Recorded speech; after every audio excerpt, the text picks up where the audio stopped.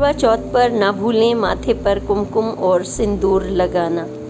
एक चुटकी सिंदूर आपके जीवन में अखंड सौभाग्य और खुशहाली लाएगा और माथे का कुमकुम बढ़ाएगा आपका आत्मविश्वास, दे देगा आपके हाथों में अपार खुशियाँ।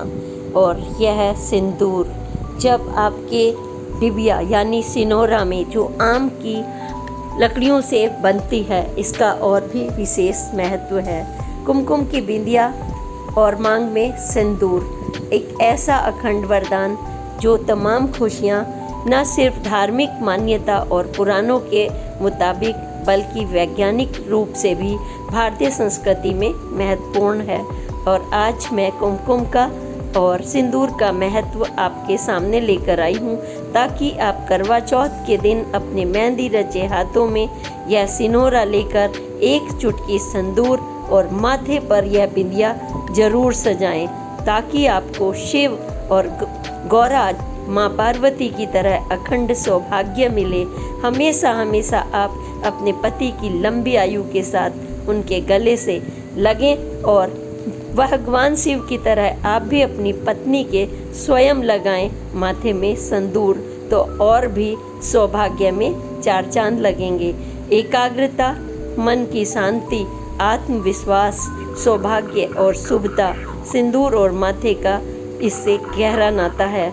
और तभी तो भारतीय संस्कृति में ऐसी परंपराएं बनी हैं जो पूरे सृष्टि के नियामक हमारे भगवान शिव और गौरा से हमें जोड़ती हैं, क्योंकि प्रकृति अनंत है, शिव भी अनंत है।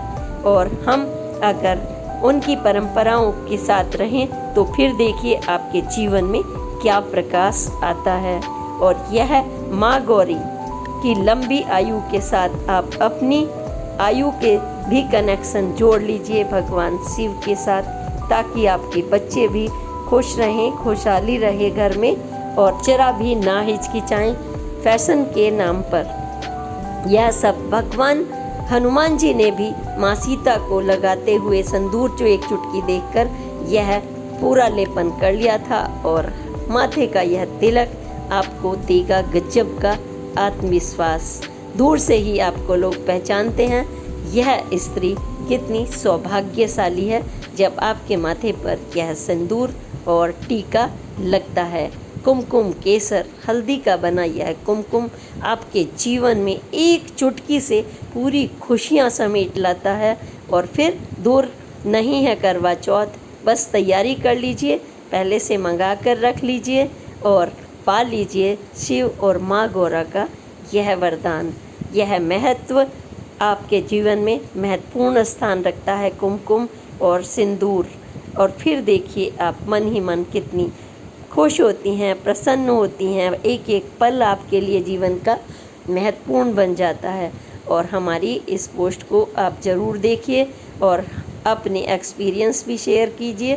पेश है आपके लिए हमारी पोस्ट। नमस्कार, मीना कौशिक लाइफ स्टाइल में आपका स्वागत है। आज हम मीना कौशिक लाइफ स्टाइल में बात कर रहे हैं करवा चौथ में कुमकुम और सिंदूर के महत्व की। जैसे ही हम सिंदूर या कुमकुम की बात करते हैं तो सीधे से एक सजी धजी स्त्री 16 श्रृंगार किए हुए माथे पर आपके कुमकुम और सिंदूर का, आपको जब 16 श्रृंगार कुमकुम और सिंदूर के बिना अधूरा है। और जब यह अधूरा है तो हम यह भी जानना चाहेंगे कि करवा चौथ में विशेष तौर से और सुहागन स्त्रियों के लिए इसका विशेष महत्व क्यों है। क्योंकि कुमकुम ना सिर्फ फैशन के या साज सज्जा का प्रतीक है, 16 श्रृंगार का प्रतीक है, बल्कि कुमकुम और सिंदूर का जो वास्तविक नाता है हमारे पति की लंबी उम्र से और परिवार की सुख समृद्धि से भी कुमकुम और सिंदूर का नाता है। वैज्ञानिक रूप से भी कुमकुम और सिंदूर विशेष महत्व रखता है। अगर हम बात करें कुमकुम की, जब माथे पर कुमकुम लगाया जाता है तो यह स्थान जिसे हम आज्ञा चक्र कहते हैं, यह भगवान शिव का स्थान है। आपने देखा होगा कि जब भी हमें कोई विचार शक्ति, कोई भी बात हो तो हमें सोचना पड़ता है, और आप माथे पर हाथ रख के सोचते हैं, या कुछ आपको बारीक से बारीक भी कोई चीज़ देखनी होती है तो अपने माथे को आप भौं को सिकोड़ कर दोनों जगह यानी कि ध्यान केंद्रित करने की कोशिश करते हैं। और यह आज्ञा चक्र, ध्यान का चक्र महिलाओं के लिए विशेष हो जाता है, क्योंकि जैसे संदूर है यह भी बालों के बीच में विभाजित बीचों बीच में यहाँ पर लगाया जाता है। यह एक संवेदनशील ग्रंथि होती है, पीनियल ग्रंथि, और जो हमें आज्ञा चक्र तक, हम इसको नाक तक से भी सौभाग्यपति की लंबी आयु के लिए कुछ खास राज्यों में नाक से और यहाँ तक लगाया जाता है, और उत्तर भारत में यह बीच में विभाजित करके ऊपर तक संदूर भरने का चलन है। यह सुहागन स्त्रियों के लिए शुभता का प्रतीक है। शुभता यानी जब भी हम किसी शुभ कार्य करते हैं तो उसमें कुमकुम, आपने देखा होगा, उसी से स्वास्तिक बनाते हैं आप, उसी से मंगल कार्यों में कुमकुम का चलन है। और जब कुमकुम हमारी शुभता के लिए है तो फिर स्त्री से तो उसका विशेष नाता खास तौर से होगा ही होगा, क्योंकि स्त्री घर की संचालक है, पत्नी पति की आयु, उसकी खुशहाली का प्रतीक है। दोनों का रिश्ता अर्धांगिनी के रूप में, यह सोच लीजिए कि सृष्टि निर्माण का रिश्ता है। परिवार का पालन पोषण, निर्माण, बच्चे का जन्म, यही सब कुछ निर्भर करता है। इसलिए शादी के जो 5 जो निशानियां हैं उसमें बिंदी और कुमकुम का महत्वपूर्ण स्थान है।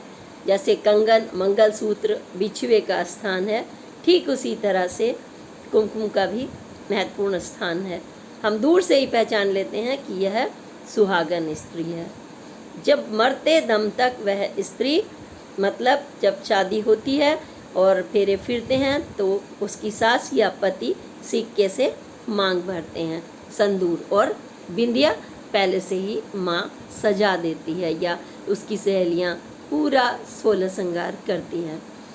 और 16 श्रृंगार जब हम करते हैं तो ये खुशियों और शुभता का 24 घंटे हमारे यहाँ समृद्धि बनी रही।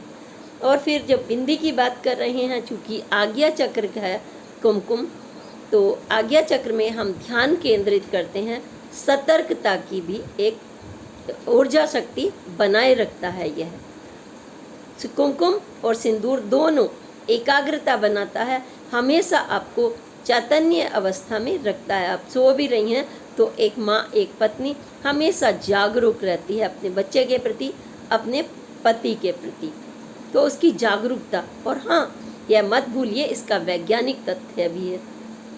वैज्ञानिक तथ्य, तनाव नहीं होता, कितना भी आप दायित्व निभाइए, माथे पर शीतलता बनी रहती है आपके, और सौभाग्य की किरणें आपके फूटती हैं। जब सजी धजी स्त्री आपको अपनी पत्नी की झलक दिखाई देती है, माँ की दिखती है, तो आपके चेहरे पर अलग ही मुस्कान होती है।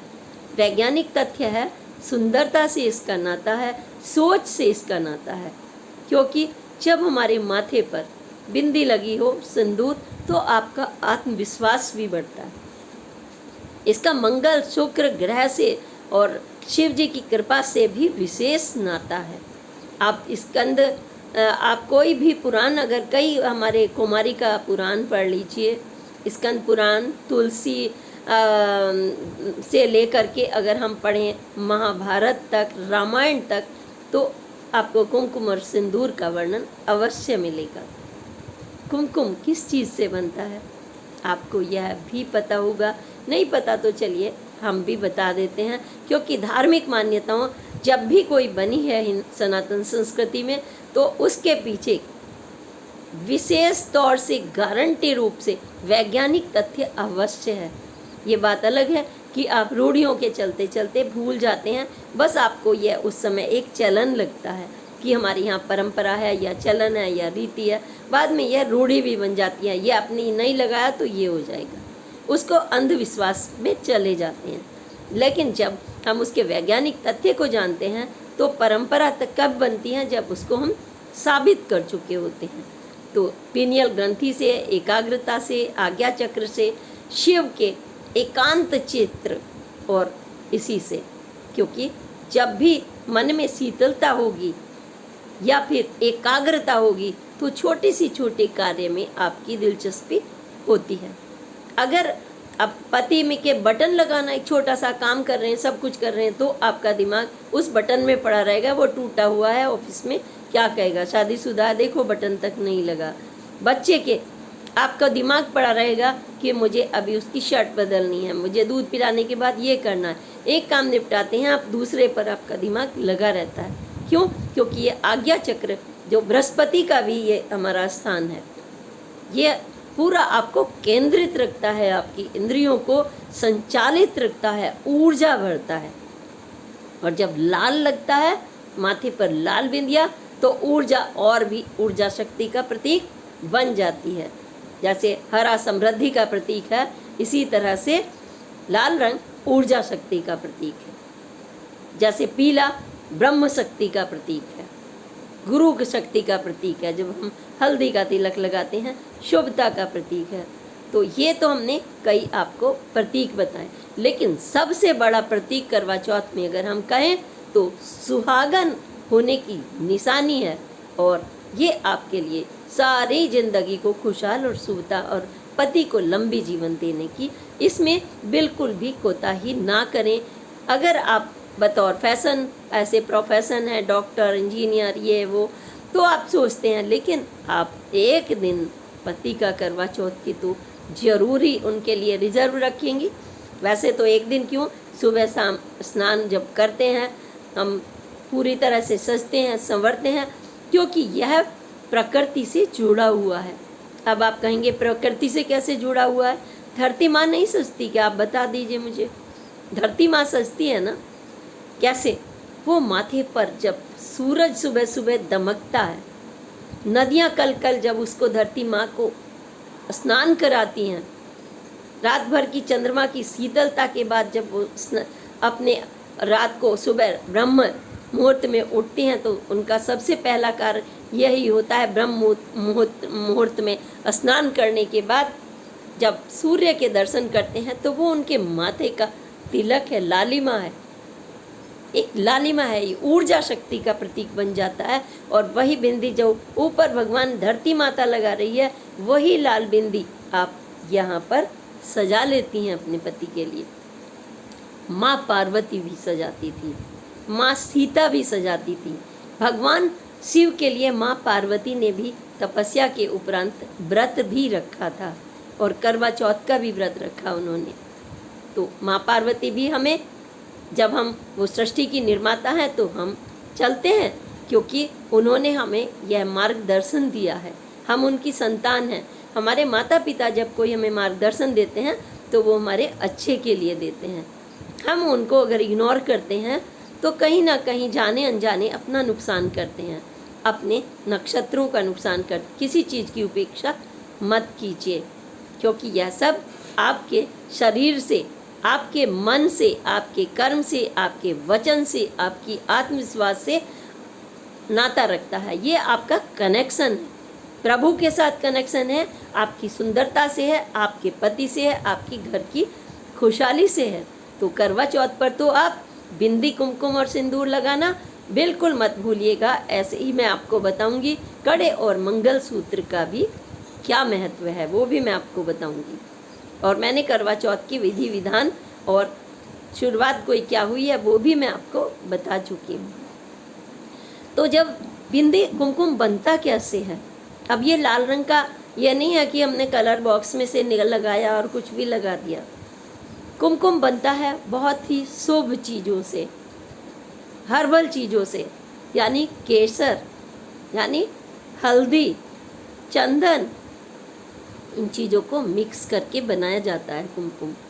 तभी हल्दी का प्रयोग आपको पता है, चंदन का प्रयोग भगवान को जब हम अर्पित करते हैं, हल्दी, चंदन, अक्षत, तो जो चीज़ हम अर्पित कर रहे हैं वो खुद भी ग्रहण करते हैं, और फिर हमारे मंगल कार्य घर में होते ही रहते हैं। नकारात्मक शक्तियाँ दूर रहती हैं।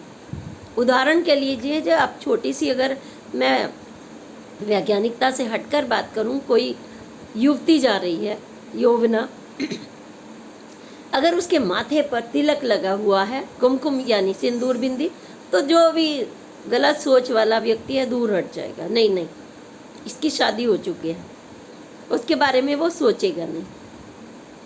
जो अच्छा पुरुष है, सदपुरुष है, वो नहीं सोचेगा। मतलब उसको अच्छी भी लगी सौंदर्य के रूप में, वो अपना ग्रहण करना चाहे तो वो नहीं सोचेगा। वो पर स्त्री है, वो किसी और की स्त्री है, उसकी शुभता किसी और के साथ जुड़ चुकी है, आप छोड़ देते हैं। लेकिन जब आपके साथ ये निशानी है सुहाग की, तो ये आत्मविश्वास की है। कोई आपसे भिड़ता है, आपके पति को बुरा कहने की कोशिश करता है, आपका उसका दुश्मन, तो आप उस समय चंडी माता, दुर्गा माता का रूप रख लेती हैं, संहार कर देती हैं उस राक्षस का। तो ये कुमकुम आत्मविश्वास देता है आपको। और सिंदूर, एक अकेला सिंदूर ऐसा है सौंदर्य प्रसाधन में जिसमें पारा यानी मरकरी धातु होती है। ये हमारी को, ये जो ग्रंथि है यहाँ संवेदनशील, इसमें शीतलता प्रदान करती है। और इसीलिए खाने में बिल्कुल नहीं जाना चाहिए, हाथ लग गया आपका खाने में पीने में, क्योंकि ये पारा तो आपको पता है अंदर ग्रहण करने की तो चीज़ नहीं, गलती से भी नहीं लगना चाहिए। गले के लिए खराब कर देता है, नुकसान कर देता है।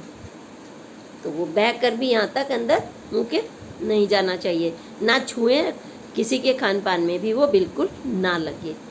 तो ये सिंदूर का जब हम महत्व बता रहे हैं, तो उसका गुण बता रहे हैं, तो ये कहाँ किस लिए यूज़ होता है, हर ये नहीं है। जो लगाने की सौंदर्य की चीज़ है वो तो खाने में बिल्कुल टच होना ही नहीं चाहिए। आप पूजा भी कर रहे हैं तो उस समय भी ध्यान रखिए। इसीलिए कुमकुम को और सिंदूर को देखा होगा आपने, सिक्के से लगाने का चलन है। तो ये हम जब चलन देख रहे हैं तो वैज्ञानिक रूप से हम धीरे धीरे बता रहे हैं। तो सिंदूर में धातु हो गई, और ये पौधे के उससे बनता है, पौधे से बनता है, और ये हिंदू, और इसी का ये मॉडिफाइड रूप है। आपको अगर देखा जाए तो कुमकुम का दोनों का वैज्ञानिक रूप हुआ। तो अब आप बिल्कुल यह मत सोचिएगा कि अगर स्किप करने की सोच रहे हैं कि मैं पढ़ी लिखी हूँ या मैं बहुत बड़े पद पर हूँ, मैं साइंटिस्ट हूँ, करवा चौथ के दिन मैं सिंदूर बिंदी ना लगाऊँ, लोग क्या कहेंगे, रोज़ तो मैं ऐसे ही रहती हूँ, मैं डॉक्टर हूँ, तो बिल्कुल स्किप मत करिएगा। ना भूलिएगा अपने माथे पर आत्मविश्वास का, पति की लंबी आयु का यह कुमकुम और सिंदूर लगाना। क्यों? क्योंकि ये तो आप जो शक्ति के दाता हैं, ब्रह्मचारी तक सिंदूर लगाते हैं। आप कहेंगे ब्रह्मचर्य का सिंदूर से क्या वास्ता? हाँ जी, हनुमान बाबा बजरंगबली जब अशोक वाटिका में माँ सीता बैठी हुई थी और उनके माथे पर सिंदूर लगा हुआ था और कुमकुम की बिंदी, तो अनायास ही जैसे छोटा बच्चा पूछ लेता है, वो बाल रूप में ही वहाँ उनके पास गए थे। तो उन्होंने पूछा, माँ ये आप क्यों लगाती हो? माँ ने कहा कि मैं अपने पति राम को प्रसन्न करने के लिए। मुस्कुराकर जवाब दिया। ये वो खुश हो जाते हैं जब मैं लगाती हूँ। तो सोचिए उस समय कितना रोमांच हुआ होगा, यानी भगवान राम के एक एक रोंगटे, जब उनके स्मरण से भगवान राम भी प्रसन्न होंगे, शिव भी प्रसन्न होंगे। इधर हनुमान जी त्वरित खुश हुए। उन्होंने कहा, अच्छा वो तो अनन्य उपासक हैं भगवान श्री राम के। माँ सीता उनको प्रसन्न करने के लिए एक चुटकी सिंदूर लगाकर अपने सौभाग्य को चमकाती हैं और उनके इतना नज़दीक रहती हैं, तो मैं क्यों ना पूरा का पूरा सिंदूर अपने ऊपर लेपन कर लूँ। बस उसी दिन से बाबा बजरंगबली पवन पुत्र हनुमान जी ने सिंदूर का लेपन अपने पूरे शरीर पर करना शुरू कर दिया। ऐसे अनन्य उपासक देखिए कि माँ एक चुटकी लगा रही हैं तो मैं क्यों ना लगा लूँ। वो इतना नज़दीक रहती हैं उनके दिल के, तो मुझे भी अपने दिल में ही राम को बसाना है, प्रभु को बसाना है। यही पार्वती जी ने भी किया, यही माता सीता ने किया। द्रौपदी को गुस्सा आ गया था, उन्होंने अपना सिंदूर, जब वहाँ पर झगड़े हो रहे थे भाइयों के बीच में, तो उन्होंने अपनी किसी पोंछ दिया था। तो ये अलग अलग आपको जितनी भी किंवदंतियाँ और कहानियाँ मिलेंगी, अलग अलग महत्व मिलेगा। लेकिन हम तो बस आपसे यही विनती करेंगे, अपने आत्मविश्वास को अपने अपने शरीर के लिए, अपने बच्चों के लिए, एकाग्रता के लिए, मन की शीतलता के लिए और अपने अखंड सौभाग्य के लिए, क्योंकि पति आपके खुशहाली का प्रतीक हैं, वो आपके रक्षक भी हैं, आपका प्यार भी हैं।